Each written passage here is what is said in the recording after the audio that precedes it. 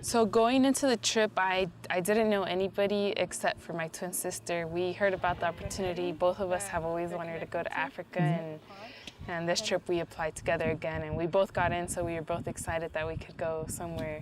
As a group, we came up with a rough up of a business plan to help the cocoa farmers increase their profits and productions.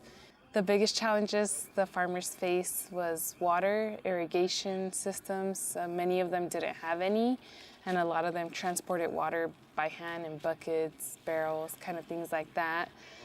Some of them were lucky enough to have creeks nearby, so they would run small hoses, but also the cocoa board limits them on fertilizers, pesticides, and they don't really provide the supply they need to be as efficient and have their crops produce enough.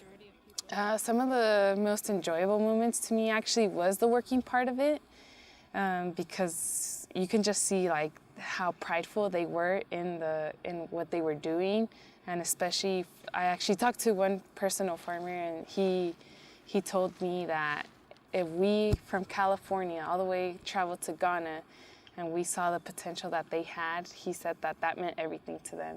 And for him to tell us that, kind of like, we just kind of went, a lot of us went on the trip. We didn't know what to expect, and for them it was kind of life-changing that we went and visited them. I worked a lot with the watering part of it, how they water, how they irrigate. They just dig a ditch in the ground and the water fills over the night. But we were trying to find a more efficient way of them watering so they don't have to go around watering each tree, and how effective their fertilizer use is. Instead of just throwing it everywhere, we came up with applying it around the drip line of the tree so that it soaks into the tree's roots.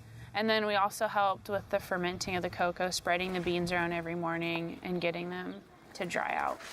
They don't have any tractors, any sprayers. We donated enough money to buy them 2 backpack sprayers for the fertilizer. They do everything manual labor. They have wheelbarrows that they fill all their water up with and carry them all around the orchards. They don't have a lot of level ground, so it's all rocky and hills. They all do everything barefoot out in the heat of the day, so I have a lot of respect for how hard they work. I think agriculture affects the world, especially here in the United States. We do export and import a lot of our stuff.